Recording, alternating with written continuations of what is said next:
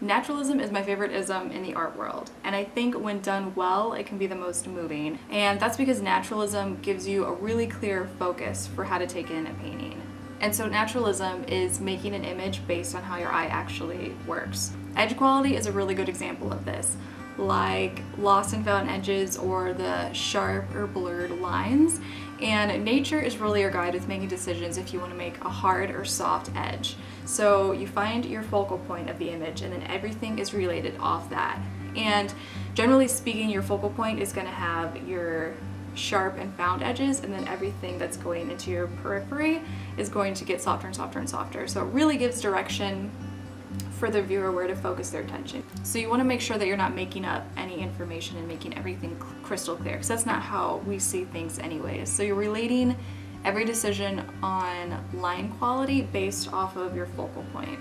John Sargent is a really good example of a naturalist. This is the painting of the daughters of Edward Darley Boit, and I would say that the focal point of this painting is the two little girls that are closest to us, the one sitting down and the one on the left.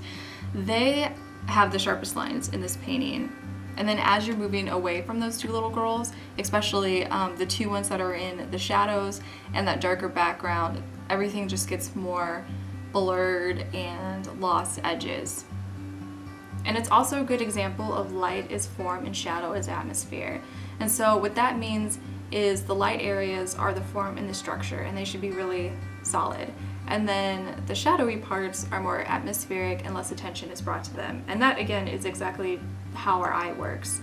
We're more attracted to light things, and that's where your eye goes. So with going back to focusing on the focal point, if your eye is attracted to the light and you want that to be your focal point, everything should be related off of that. And this is a really successful painting because Sargent is focusing all the attention in the light areas. It looks really good having the light showing a lot of the form and the structure of the room, and then in that back room where it's darker, it's way more atmospheric, which does create a lot of depth in the painting. And if Sargent would have been really focusing in that dark room and had put as much attention into the dark room as he did the foreground, it really would have flattened out the image by expressing all of this detail everywhere. But painting naturalistically doesn't mean that you don't get to put a lot of detail in your painting. It just means that the detail that you put in should really support the image as a whole and not distract from your main focal point. And Bouguereau is a good example of how you can have a lot of detail in a painting but still keep everything really balanced. This is an amazing painting by Bouguereau of his nymphs.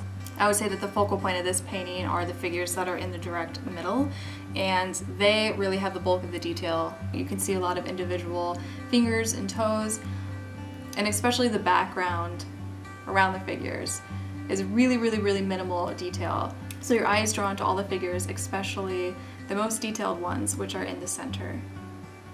So naturalism is really creating a lot of space and depth and atmosphere in a painting, and I like to think about it as not just painting your subject, but also painting the air around your subjects. And that'll really dictate where you should have your lost and found edges, and also where to concentrate your detail or where to have your detail fall away a little bit more. Rembrandt is probably my favorite naturalist, and this is a really great painting of Rembrandt's. This is Aristotle with the bust of Homer, and you can really learn a lot about naturalism from Rembrandt, especially in this painting where you really get focused in on his face, his hand, and then also the bust of Homer. And this painting just has so much atmosphere, but your eye has a lot of places to go without it being too busy at the same time. So I would say that my favorite naturalist painters are definitely Rembrandt, Sargent, Bouguereau. I really like Waterhouse, but let me know who your favorite painters are.